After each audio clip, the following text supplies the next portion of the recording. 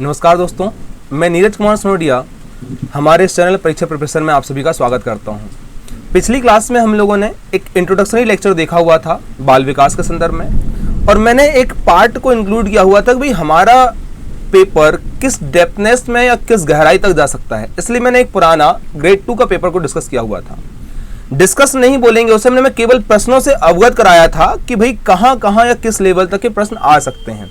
इसलिए आप जो कल बच्चों की समस्याएं थी कि सर यहाँ आपने डिस्कशन अच्छे से नहीं किया हुआ है, मैं डिस्कशन करूंगा आगे अपनी क्लासेस में। ये सारी एक सीरीज में लेकर आऊंगा आगे डिस्कशन करने वाली। ठीक, आज के इस टॉपिक में देखते हैं मनोविज्ञान क्या है और शिक्षा मनोविज्ञान का अर्थ क्या होता है। क्योंकि हम लोग पढ़ने वाले हैं बाल विकास एवं शिक्षण शास्त्र, इसे हम कहते हैं बाल मनोविज्ञान एवं शिक्षा मनोविज्ञान। ये दोनों तरीके से नाम जाना जाता है इसको।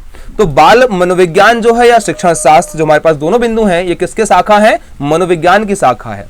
तो पहले हमें जानना जरूरी है कि मनोविज्ञान क्या होता है, क्योंकि यहां से भी प्रश्न आपके पूछे गए हैं।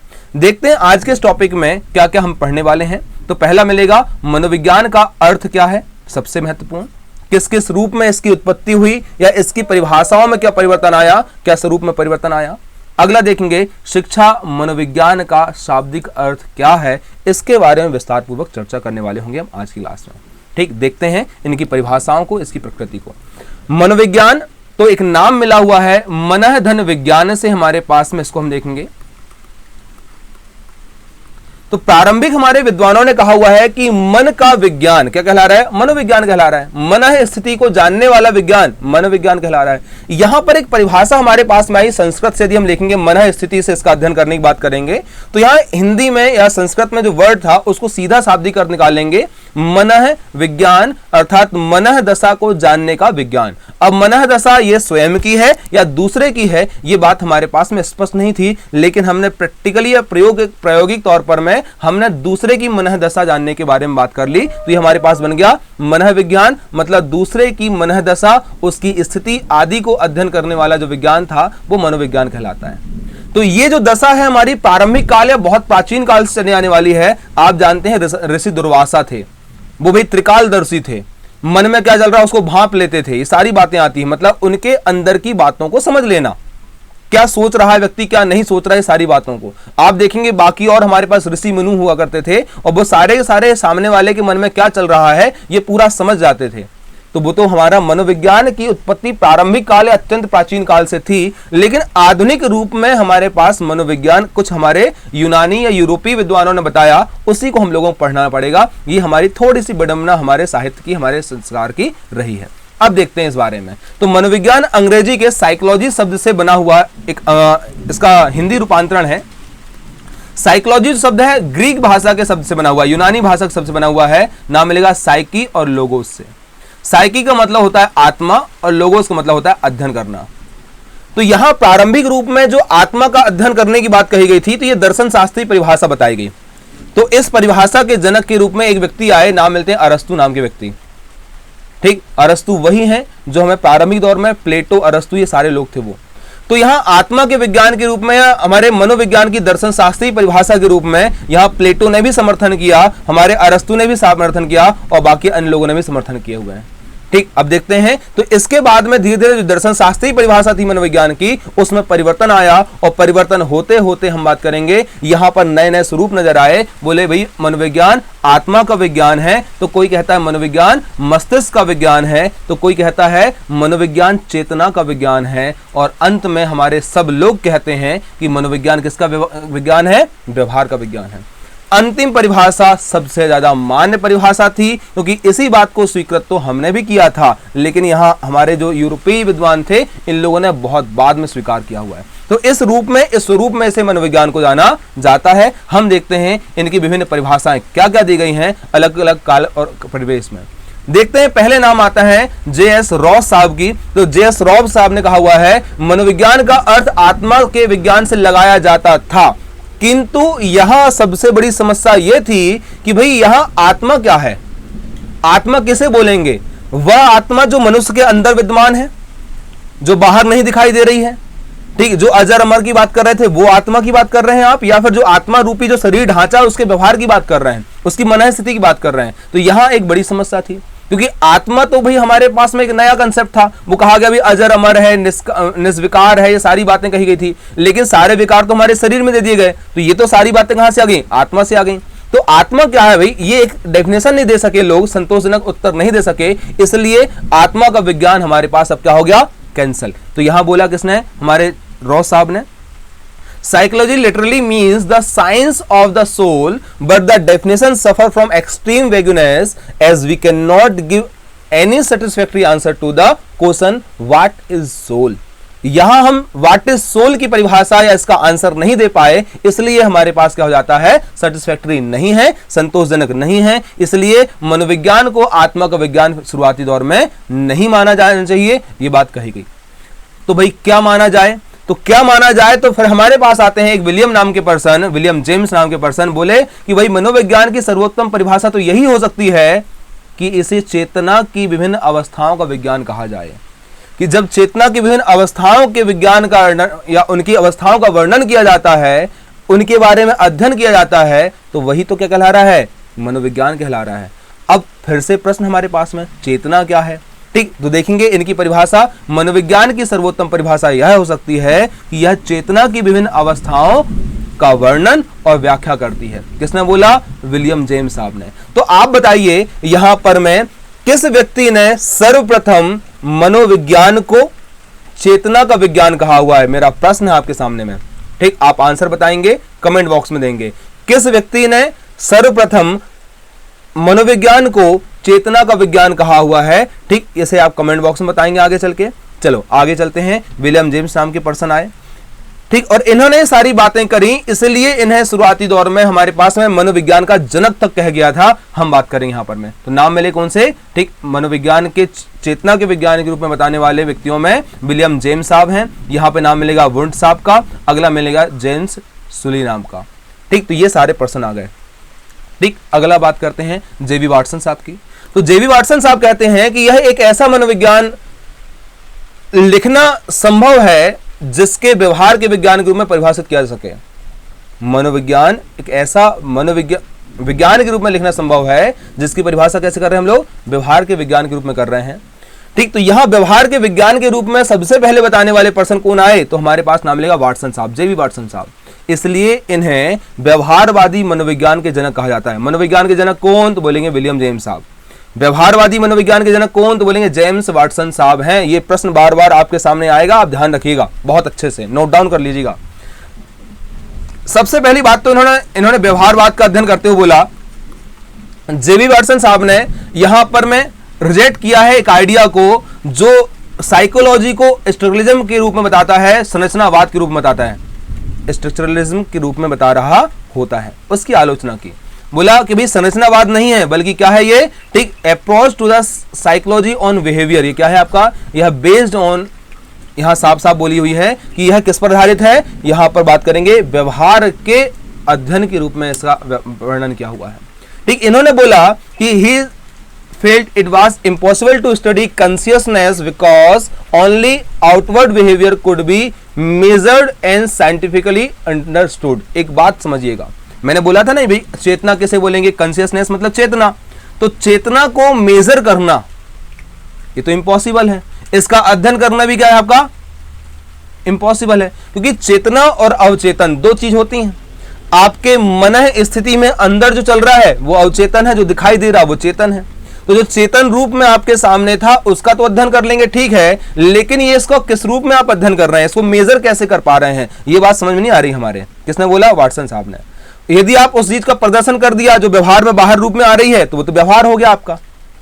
यदि चेतन रूप में सामने है तो वो व्यवहार है, यदि अचेतन रूप में अंदर है तो कैसे मेजर करेंगे। तो वही बात बोली इन्होंने, बोले कि भाई जो हमारा मनोविज्ञान है वो चेतनता के बजाय हम अध्ययन करेंगे व्यवहारिकता के रूप में अध्ययन करेंगे। तो ये चेतनता नहीं है बल्कि यहाँ क्या है आपका व्यवहारवाद है, ठीक, क्योंकि हम व्यवहार को यहाँ पर सही तरीके से माप सकते हैं, उसका अध्ययन कर सकते हैं, यहाँ पर साइंटिफिकली उसके बारे में समझ विकसित करते हैं कि यार व्यवहार के आधार पर यह अच्छा व्यक्ति है, ये खराब व्यक्ति है, इसने अच्छा किया, इसने गलत किया, यह क्रोधी व्यक्ति है, ये कुछ और है। कोई व्यक्ति मन ही मन शांत है, कोई व्यवहार प्रदर्शित नहीं हो रहा है। शायद एक अच्छी मूवी आई हुई थी, आप देखिएगा, ठीक, एक क्या थी उसका नाम, साउथ की मूवी थी, अल्लू अर्जुन थे उसमें और श्रुति हसन, ठीक, उसमें लकी द रेसर, बिल्कुल हाँ। तो उस मूवी में देखना, शुरुआती दौर में जो श्रुति हसन थी किसी भी प्रकार से डर या किसी प्रकार के हमारे व्यवहार को व्यक्त नहीं करती हैं। बोले मैं डरी हूं, अंदर मन में डरी हूं, मैंने खुश हो गई, मैं मन के अंदर खुश हो गई, ये सारी बातें जो आई। मतलब व्यक्ति अंदर यदि छुपा के रखा हुआ है तो उसको तो हम लोग मेजर नहीं कर सकते ना, सामने वाला क्या बोलेगा, उसको पागल बोलेगा। इसलिए सीधी सी बात ये आती है कि जिस चीज को मेजर कर पाएंगे, जिस चीज का हम लोग अध्ययन कर पा रहे हैं, जिसके बारे में सक्षम हैं, वही तो हमारे पास क्या है, व्यवहार है। क्योंकि जो अंदर मैं सोचूंगा मैं गुस्सा हूं, तो मैं बाहर आपका मुंह फूला फूला दिखाऊंगा, और जो मुंह फूला फूला दिखाऊंगा तो वही तो मैं सोचूंगा सामने वाले से क्या रे गुस्सा है। ठीक, मैं सामने में किसी से गुस्सा हो जाऊं और मुंह फूला ना हो मेरा, बड़े शांत तरीके से बैठा हूं, मुस्कुराऊं मैं, तो सोचेगा कभी कि यार गुस्सा है मुझसे, बिल्कुल नहीं होने वाला है। तो व्यवहार जो मन स्थिति में जो अंदर हो, अचेतन मन में हो, वही कहां आता है, चेतन मन में, हमारे व्यवहार में आता है। और उसको हम लोग क्या कर सकते हैं, मेजर कर सकते हैं। वो हमारे बाहरी रूप में आ गया, प्रैक्टिकली यूज टू हो गया है, इसलिए उसका अध्ययन करना सरल है। और वही हमारा मनोविज्ञान है कि आपने आपके व्यवहार के, हमने आपके व्यवहार के अध्ययन के आधार पर या आपके व्यवहार को देखने के आधार पर आपकी मन स्थिति को भांप लिया। यही भांपने की कहानी क्या थी, बिहेवियरलिज्म है, या यही कहानी क्या हमारे पास व्यवहारवाद है। और इस व्यवहारवाद को हमने बोला कहां, मनोविज्ञान से। फिर कहते हैं ना भाई आपके दिमाग में क्या चल रहा है मैं बता सकता हूं, पढ़ सकता हूं, क्योंकि मैंने साइकोलॉजी की हुई है। ऐसे कुछ लोग बोलते हैं ना, ठीक, ऐसे ही मैं ऑफलाइन क्लास में मैं भी ऐसे ही बोल रहा होता हूं। कोई सो रहा होता, कुछ कर रहा होता, बच्चों को डराना पड़ता है। भाई यहाँ पर में भी हमने साइकोलॉजी की हुई है, हम साइकोलॉजी जानते हैं, इसलिए सारी बातें अच्छी हैं हमारे पास में। ठीक, इस तरीके से पॉइंट मिल जाएगा। अब देखिएगा अगला बिंदु और इंपॉर्टेंट है। यहां पर वुडवर्ड साहब ने कहा हुआ है मनोविज्ञान वातावरण से संबंधित व्यक्ति की क्रियाओं का विज्ञान है। किस संबंधित है, वातावरण से संबंधित व्यक्ति की क्रियाओं का विज्ञान है।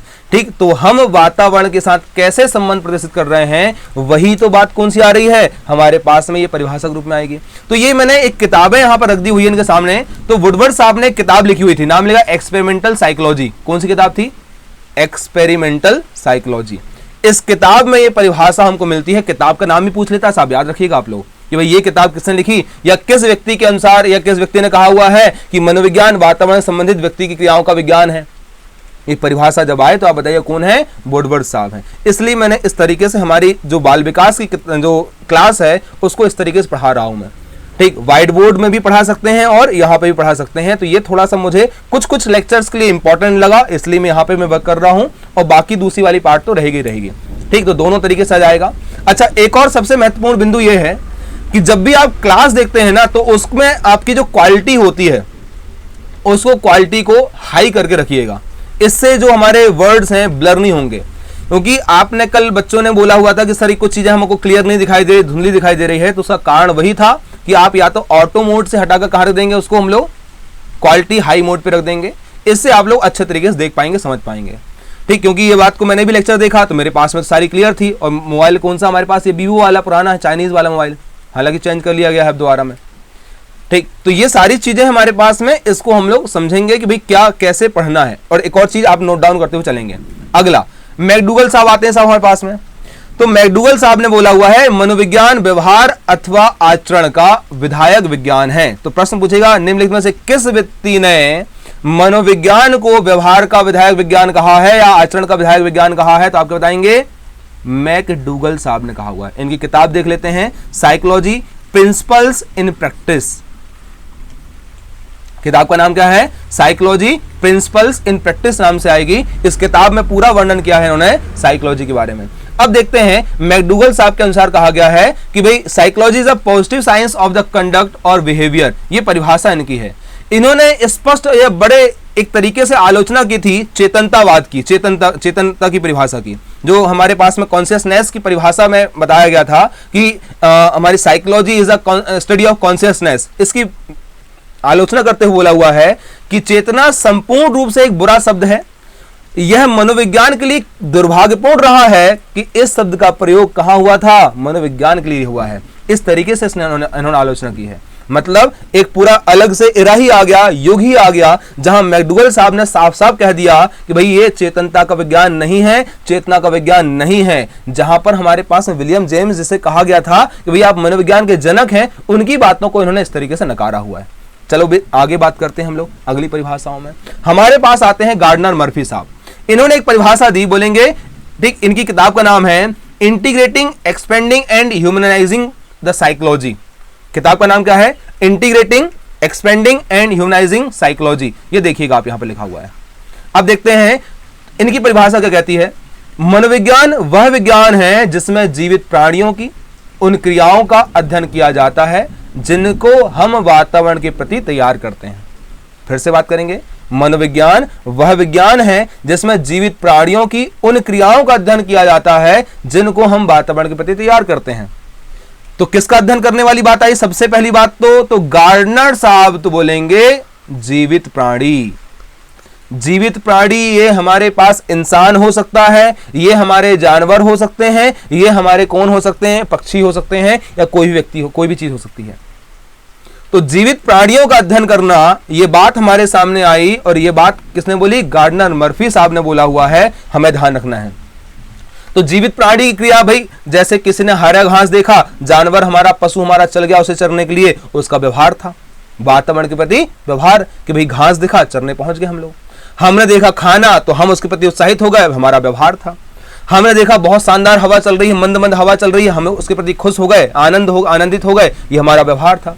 अब मरा हुआ व्यक्ति तो खुश होने से रहा, ये बात भी हमारे सामने है। तो इस प्रकार की बात जो हमारे सामने आई है, तो जीवित प्राणियों की उन क्रियाओं का अध्ययन किया जाता है जिनको हम व्यवहार के प्रति तैयार करते हैं, ये हमें ध्यान रखना है। ठीक, आपको थोड़ी आज की क्लास में बहुत ज्यादा सराउंडिंग इफेक्ट आएगा, और आगे तक की हमेशा क्लास में आएगा, क्योंकि बादल को गरजने से मैं रोक नहीं सकता हूं। अभी बहुत ज्यादा बारिश हो रही है, बादल गरज रहे हैं, तो थोड़ा सा आएगा। हालांकि मेरी आवाज ज्यादा है, थोड़ी सराउंडिंग में आवाज यहां वहां की आ सकती है, ठीक है ना। चलो देखते हैं, ये सब कुछ कोई बातें अलग हैं। हम लोग मानव ने अपनी क्रियाओं को और ज्यादा कर लिया है, ठीक, या अपनी इंद्रियों को नियंत्रित कर लिया है, तो आप लोग केवल मेरी आवाज पे फोकस करेंगे, आसपास की चीजों में फोकस नहीं करेंगे। ठीक, मनोविज्ञान कहता है ऐसा। चलो आगे बात करते हैं। ठीक, अब मन साहब आते हैं, NL मन। ठीक, देखिएगा इनको। अब इनकी परिभाषा क्या कहती है साहब? तो मनोविज्ञान मनुष्य के अनुभव के आधार पर व्याख्या किए गए आंतरिक अनुभव तथा बाह्य व्यवहार का विधायक विज्ञान है। आंतरिक अनुभव, मैं गुस्सा हूं तो यहां पे मुंह फूला दिखाऊंगा, मैं खुश हूं तो मुस्कुराऊंगा। मन में अंदर में जो चल रहा है उसे हम व्यवहार के माध्यम से क्या करते हैं? प्रेजेंट करते हैं। यही बात किसने बोला? मन साहब ने बोला। और इसी का अध्ययन क्या कहला रहा है? मनोविज्ञान कहला रहा है। ये हमें ध्यान रखना है। अब देखते हैं, यहां पर एक किताब आती है इंट्रोडक्शन टू साइकोलॉजी नाम से। ठीक, ये किसने लिखी? तो बोले NL मन ने। बेसिक साइकोलॉजी किसने लिखी? तो बोलेंगे NL मन ने। तो मन नॉर्मन एल, ये पूरा नाम इनका यहां पर मिल जाएगा, मन NL। ये किताब में इस तरीके से लिखा हुआ है, आप ध्यान रखिएगा। मैंने इस तरीके से किताब इसलिए रखा हुआ ताकि आपके दिमाग में छप जाए बिल्कुल। थोड़ी साइकोलॉजी में पढ़ाता हूं तो मैं साइकोलॉजी का प्रयोग भी कर लेता हूं पढ़ाने दौरान में। इसे कहते हैं हम लोग कौन सी? टीचिंग साइकोलॉजी, शिक्षण मनोविज्ञान। ठीक, यदि आपको याद हो जाएगा तो मेरा ये प्रयोग थोड़ा सार्थक हो जाएगा, नहीं तो फिर मेरा मतलब ही नहीं है। ठीक है ना। चलो बात करते हैं आगे चल के। अगले आते हैं वारन साहब। इन्होंने बोला मनोविज्ञान वह विज्ञान है जो एक प्राणी और परिवेश में परस्पर अंतर संबंधों को से सरोकार रखता है। Psychology is a science which deal with the mutual interrelationship between an organism and environment. मतलब पर्यावरण और हमारे परिवेश और प्राणी के मध्य का अंतर संबंध, ये क्या कहला रहा है? मनोविज्ञान कहला रहा है। लेकिन एनवायरनमेंट की परिभाषा क्या कहती है? सॉरी, इकोलॉजी, एनवायरनमेंट में इकोलॉजी की परिभाषा ऐसे बताई गई है कि सभी जैविक समुदाय का अपने आसपास के वातावरण के साथ किए गए अंतर संबंध एवं अंतर क्रियाओं का अध्ययन क्या कहला रहा है? इकोलॉजी। वहां की परिभाषा अलग, यहाँ की परिभाषा अलग।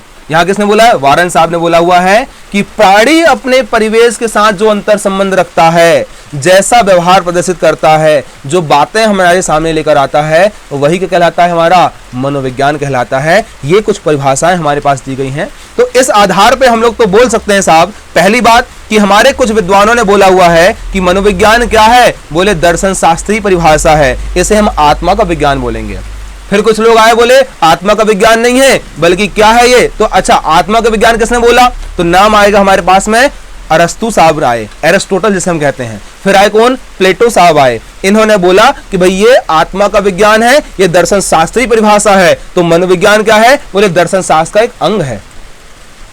आगे चल के हमारे पास विलियम जेम्स साहब आए, बोले कि भैया ये मनोविज्ञान हमारा दर्शन शास्त्र नहीं है, आप आत्मा की विज्ञान कहां बात कर रहे हो। तो जो हमारे आत्मा के विज्ञान और दर्शन शास्त्र की जो बेड़ियों में हमारा मनोविज्ञान जकड़ा हुआ था, उसे दूर करने का प्रयास किसने किया, तो हमारे विलियम जेम्स साहब ने किया। बोले कि भैया ये जो आप बात कर रहे हैं वो सब गलत है, हमारा जो मनोविज्ञान है वो चेतना का विज्ञान है। किसने बोला, विलियम जेम्स ने। आगे चल के हमारे पास कहानी आई, इनका समर्थन किसने किया, वुंड साहब ने किया। आगे चल के देखें हम लोग।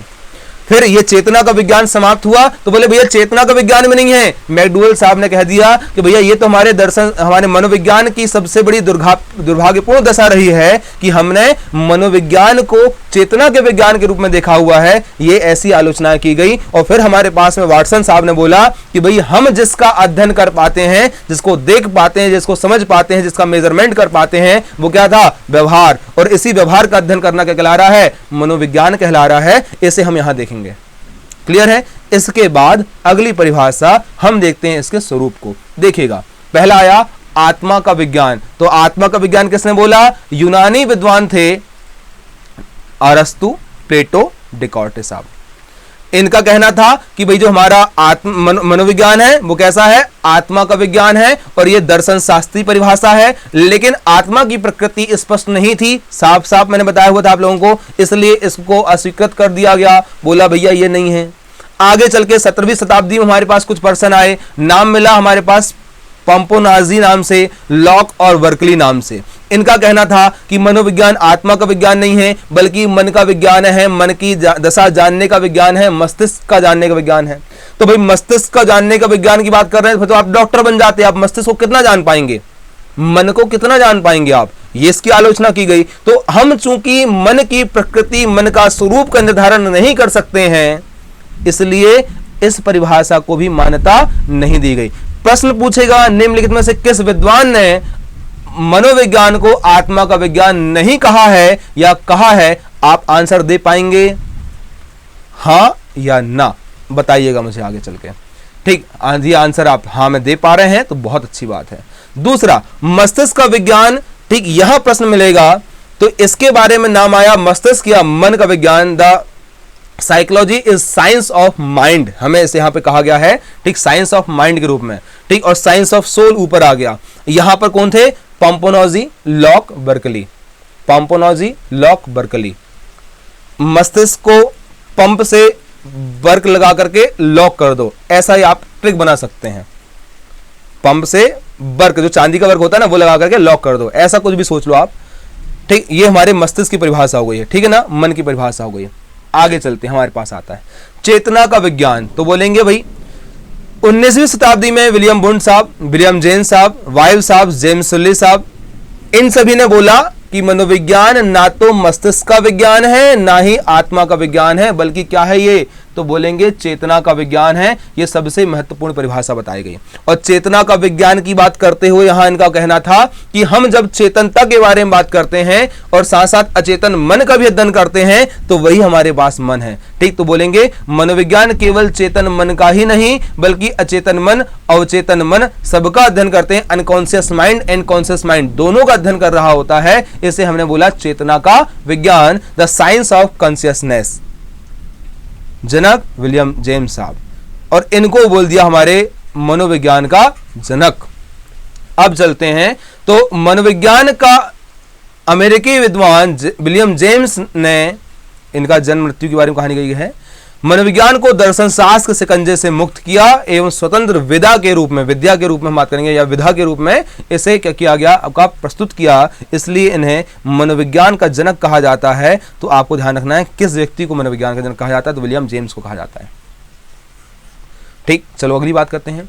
मनोविज्ञान का अर्थ सीमित होने के कारण यह सम्मान नहीं हो सका और कहा गया कि मैकडूगल साहब ने बोला हुआ अपनी किताब में, कौन सी किताब थी, आउटलाइन साइकोलॉजी, इसमें इन्होंने चेतना की कड़े शब्दों में आलोचना कर दी। इसकी मैं निंदा करता हूं कड़े शब्दों में। ठीक, इस बात इन्होंने किसने बोला, मैकडूगल साहब ने। और जब निंदा की, आलोचना की, तो कहा कि चेतना संपूर्ण रूप से एक बुरा शब्द है और यह दुर्भाग्यपूर्ण रहा है मनोविज्ञान के लिए। जो मैंने थोड़ी देर पहले बताया वही बात आएगी कि मनोविज्ञान के लिए दुर्भाग्यपूर्ण रहा है कि यह शब्द मनोविज्ञान के लिए साधारण प्रयोग में आ गया। इस प्रकार से इस बात को प्रस्तुत किया गया। अब चलते हैं आगे हमारी परिभाषा। बोले क्या? तो बोले व्यवहार का विज्ञान। तो बोलेंगे बिहेवियरिज्म, ठीक, इसे नाम मिलेगा हमारे पास में कि psychology is a science of behaviour, ये परिभाषा आएगी। तो हमारे प्रारंभिक दौर में ये परिभाषा सुझाई गई, बोले कि मनोविज्ञान व्यवहार का विज्ञान है। यह अधिक महत्वपूर्ण परिभाषा या अर्थ रहा है। यहां पर इसके समर्थक लोगों में कौन कौन आएंगे? बोले वाटसन साहब आए। सबसे पहली बात तो हमारे पास नाम मिलेगा, मनोविज्ञान व्यवहार का निश्चित विज्ञान है।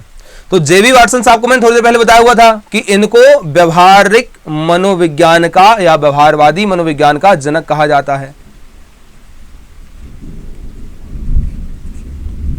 मनोविज्ञान का जनक कहा जाता है, ठीक, ये इंपॉर्टेंट बात हो गई।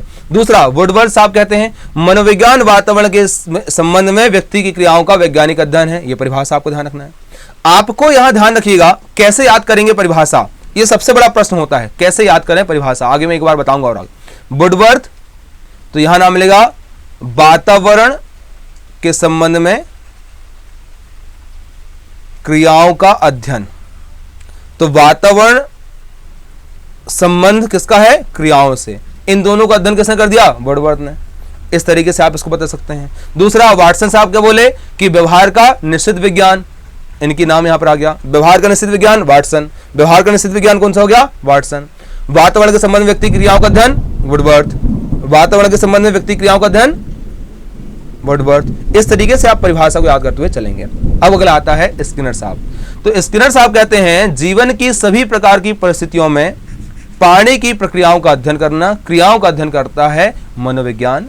अतः मनोविज्ञान व्यवहार और अनुभव का विज्ञान है। तो मनोविज्ञान को व्यवहार और अनुभव का विज्ञान किसने कहा? स्किनर साहब ने बोला। मन कहते हैं आधुनिक मनोविज्ञान का संबंध व्यवहार की वैज्ञानिक खोज से है। क्या ये? वैज्ञानिक खोज से इसका संबंध बताते हैं। और वहीं कहते हैं क्रो एंड क्रो साहब, तो मनोविज्ञान मानव व्यवहार और मानव संबंधों का अध्ययन कहलाता है। मानव व्यवहार और मानव संबंधों का अध्ययन क्या कहला रहा है? ठीक, मनोविज्ञान है। किसने बोला? क्रो एंड क्रो साहब ने बोला, ठीक। और मैकडूगल साहब, जीवित वस्तुओं के व्यवहार का विधायक विज्ञान किसने बोला? मैकडूगल ने। ये सारी परिभाषाएं मैंने आप लोगों को बताया हुआ था आगे। तो भाई किन किन व्यक्तियों ने यहां समर्थन किया हुआ है? तो वाटसन साहब हैं, वुडवर्ड हैं, स्किनर हैं, मन है, क्रो एंड क्रो, मैकडूगल है, और बाद के सारे विचारक जो और आते हैं हमारे आधुनिक रूप में। तो आधुनिक विचारक सारे के सारे किसके बारे में बोलते हैं कि भाई मनोविज्ञान व्यवहार का विज्ञान है। और आज जो सबसे ज्यादा हमारे पास सर्वमान्य परिभाषा है मनोविज्ञान की, वो कहलाती कौन सी? व्यवहार का विज्ञान, ठीक। तो इन परिभाषाओं से हम ये कह सकते हैं कि सबसे पहले मनोविज्ञान को ने अपनी आत्मा का त्याग किया। देखिएगा यहां पर मैं, सबसे पहले मनोविज्ञान ने अपनी आत्मा का त्याग किया, फिर उसने अपने मन का त्याग किया, मस्तिष्क का त्याग किया, फिर उसके बाद अपनी चेतना को त्याग कर करके कहां आ गया? वो व्यवहार की शरण में आ गया, ठीक। याद रहेगा आपको क्रम इसका, ठीक। सबसे पहले आत्मा का विज्ञान कौन आए? बोलेंगे प्लेटो, अरस्तु, ठीक, ये प्रमुख व्यक्ति थे, ठीक। इसके बाद कौन आए भाई? आत्मा का विज्ञान के बाद मन का विज्ञान। तो हमारे पास में और हमारे अन्य व्यक्तियों के रूप में, प्रमुख व्यक्तियों के रूप में कौन आ जाते हैं? देखिए पंपनाजी, लॉक, बर्कली। तो पंप, लॉक, बर्कली, ये बात हमारे पास आ गई। इस तरीके से आपको याद करते हुए चलना है। व्यवहार का अध्ययन के पहले चेतना का विज्ञान, तो वुंट, विलियम जेम्स, ये हमारे पास पर्सन है, सोले साहब थे। ये उसके बाद व्यवहार का अध्ययन। क्लियर है यहां तक की कहानी? चलो आगे बात करते हैं। अगला नाम मिलता है शिक्षा मनोविज्ञान। तो क्या कहते हैं भाई? शिक्षा के संदर्भ में जब मनोविज्ञान का प्रयोग किया जाए कि बच्चा कैसे सोचता है, क्या समझता है, कैसे उसे पढ़ाया जाए, जो मैं बता रहा हूं वो कैसे अच्छे से याद रहेगा, यही तो शिक्षा मनोविज्ञान है। तो यहां शिक्षा मनोविज्ञान का केंद्र क्या है? मानव का व्यवहार एवं बच्चों का व्यवहार है। यहां पर हम बात करेंगे ये पहली बात। तो शिक्षा मनोविज्ञान खोज और निरीक्षण की प्राप्त तथ्यों का संग्रह करता है, यहां हमें ध्यान रखना है। और शिक्षा मनोविज्ञान संग्रहित ज्ञान को सिद्धांत का रूप देता है, यह हम बात करेंगे। और फिर से शिक्षा मनोविज्ञान शिक्षा की समस्याओं के समाधान के लिए पद्धतियों का प्रतिपादन करता है। ये सारी बात आई। और अगला हमारे पास आएगा बाल मनोविज्ञान। तो बाल मनोविज्ञान का अर्थ होता है बालक की क्रियाओं, उसके व्यवहार विकास प्रक्रिया, उसके अंतःसंबंध आदि का अध्ययन करना बाल मनोविज्ञान कहलाता है। और बाल मनोविज्ञान को शुरुआत करूंगा कल से मैं। ठीक, आगे देखते हैं, कुछ हमने फैक्चुअल पॉइंट रखे हुए हैं। तो क्या क्या परिभाषाएं शिक्षा मनोविज्ञान की देखिएगा। तो शिक्षा मनोविज्ञान के अंतर्गत शिक्षा के संबंधित संपूर्ण व्यवहार और व्यक्तित्व आ जाते हैं। किसने बोला? स्किनर साहब ने। क्रो एंड क्रो साहब कहते हैं शिक्षा मनोविज्ञान व्यक्ति के जन्म से वृद्धावस्था तक सिखाए गए अनुभवों का वर्णन करता है। तो जन्म से वृद्धावस्था तक कौन करेगा? Crow and crow. कॉलेस्निक साहब कहते हैं शिक्षा मनोविज्ञान मनोविज्ञान के सिद्धांतों और अनुसंधान का शिक्षा में प्रयोग है। जो प्रिंसिपल्स एंड रिसर्च जो हुई थी मनोविज्ञान की फील्ड में, उनका प्रयोग क्या कहा गया? आपका मनोविज्ञान कहला दिया। स्टीफन साहब कहते हैं कि मनोविज्ञान शैक्षणिक विकास का क्रमिक अध्ययन है। This is the chronological study of educational development. किसने बोला? स्टीफन ने। सारे और टेलफोर्ड नाम के पर्सन आते हैं, वो कहते हैं शिक्षा मनोविज्ञान का मुख्य संबंध सीखने से है। यह मनोविज्ञान का वह अंग है जो शिक्षा के मनोवैज्ञानिक पहलुओं की वैज्ञानिक खोज से विशेष रूप से संबंधित है। और इन परिभाषाओं के आधार पर हम कह सकते हैं कि शिक्षा मनोविज्ञान शैक्षणिक परिस्थितियों में मानव व्यवहार का अध्ययन करती हैं, शैक्षणिक प्रक्रिया को सरल सुगम बनाती हैं, इसकी प्रकृति को और अधिक प्रयोग में लेकर आती है, और शिक्षा मनोविज्ञान में मनोवैज्ञानिक व्यवहारों, सिद्धांतों व विधियों का प्रयोग किया जाता है। तो जो मनोवैज्ञानिक सिद्धांत थे उनका शैक्षणिक क्षेत्र में प्रयोग करना, वही तो शिक्षा विज्ञान है ना। क्या सोचता है उसके बारे में समझना, यह शिक्षा मनोविज्ञान है। बच्चा कैसे समझेगा इसके बारे में सोचना, यह शैक्षणिक मनोविज्ञान है। ठीक, ये सारी बातें यहां की जाती हैं। अगला देखते हैं कुछ हमारे प्रमुख बिंदु, क्या क्या पाठ है। तो मनोविज्ञान का जन्म अरस्तु के समय दर्शन शास्त्र के अंग के रूप में हुआ। पहली बात, सार आज का पूरा है ना, महत्वपूर्ण तथ्यों के रूप में। वाटसन ने मनोविज्ञान को व्यवहार का शुद्ध विज्ञान माना हुआ है। विलियम जेम्स को मनोविज्ञान का जनक माना जाता है। जर्मनी के प्रसिद्ध मनोवैज्ञानिक विलियम मुंड ने 1879 में लिप्जिंग में सर्वप्रथम मनोवैज्ञानिक प्रयोगशाला की स्थापना की और ऐसे मनोविज्ञान को वैज्ञानिक स्वरूप प्रदान किया था। यह बात हमारे पास आती, तथ्य पूछ लेता कई बार में। वॉल्फ ने शक्ति मनोविज्ञान का प्रतिपादन किया हुआ था। शक्ति मनोविज्ञान, पावर साइकोलॉजी। आधुनिक शिक्षा के जनक माने जाते हैं कौन? तो बोले जे.एस. स्टीफर साहब। वाटसन को व्यवहारवादी मनोविज्ञान का जनक माना जाता है। फैक्चुअल पॉइंट हो गया। रूसो ने शिक्षा में मनोवैज्ञानिक दृष्टिकोण की शुरुआत की थी। बोले भाई हम शिक्षा में मनोवैज्ञानिक तत्वों का समावेश करेंगे तो हम लोग बहुत आगे जाएंगे। ये बात रूसो की बात जाती है। मनोविज्ञान की शाखा के रूप में शिक्षा मनोविज्ञान का जन्म 1900 ईस्वी में हुआ था। इसके पश्चात और आगे चल के प्रचलन में आया।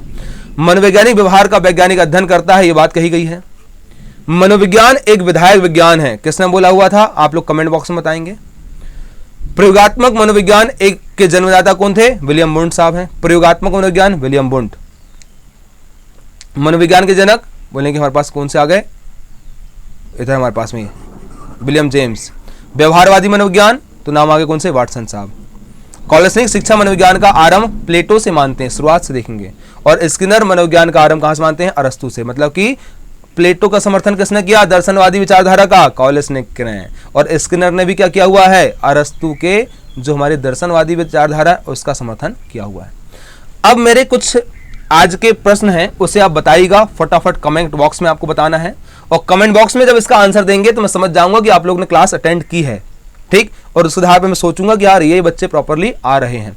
पहली बात फटाफट आप लोगों को बताना है कमेंट बॉक्स में,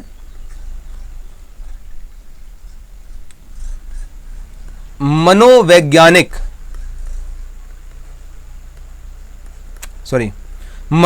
के जनक कौन है?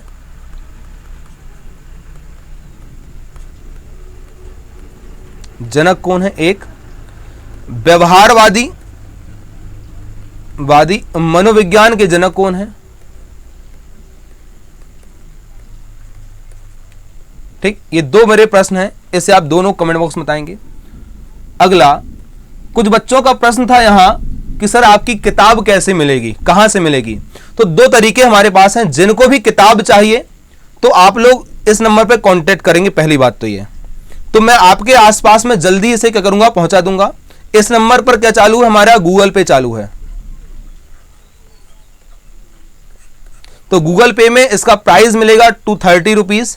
तो इसमें आप 230 रुपीज ट्रांसफर कर देंगे, अपना नाम बताएंगे और वो आपकी ट्रांसफर की क्या बताएंगे आप लोग, एक स्क्रीनशॉट मुझे पहुंचा देंगे तो मैं आपको यहां क्या करूंगा? इस बुक को पहुंचा दूंगा। ठीक, लेकिन इसमें डिलीवरी चार्ज अलग से लगेगा। क्योंकि कुरियर करना पड़ेगा, अभी बहुत सारी दुकानें बंद हैं। अच्छा, ये किताबें कहां कहां पे अवेलेबल है, तो बात करेंगे इंदौर में B3 स्टोर्स, सागर में ये किताब मिलेगी आपको सरस्वती बुक स्टोर, या फिर अगला जो सिवनी है या छिंदवाड़ा के बच्चे हैं, दोनों जगह बात करेंगे तो वो लोग ले सकते हैं, इस सीधे कॉन्टैक्ट नंबर से बात करेंगे। ठीक, यहां से आप ले सकते हैं।